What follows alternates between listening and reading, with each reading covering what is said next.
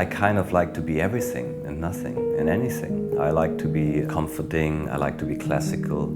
I like my music to sound like people know it already from somewhere and work with that feeling of remembrance. Then I like music to be something completely new, like something they've never heard before, as an imaginative place which doesn't exist yet. And music can be everything.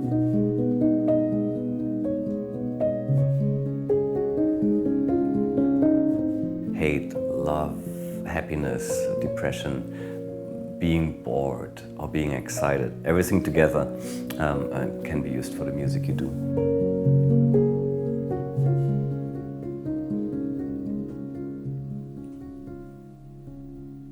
When I play piano, I don't write a piece of music until it's ready, but I rather stay with a little chord progression or a series of notes, which I improvise around for, let's say, 20, 30 minutes, seamlessly to stay in a kind of mood and create an atmosphere, which feedbacks into my ideas.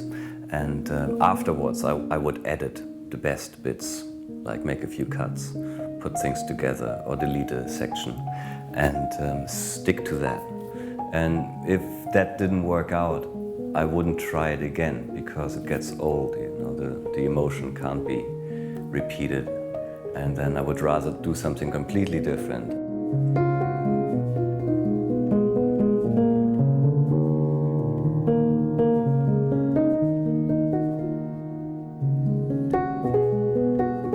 Improvisation is really only possible with a certain amount of limits and knowing the limits.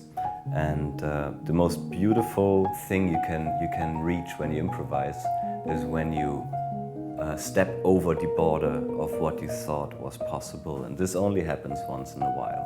And this is where you define new territory, where you know, like, oh, I've never done this before. And you can only do that when you risk a lot.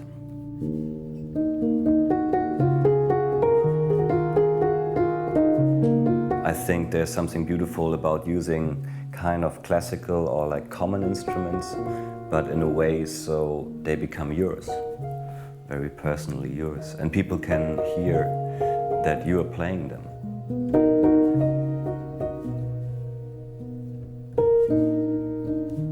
So I always wanted to work on a language, or like on a dialect of a language.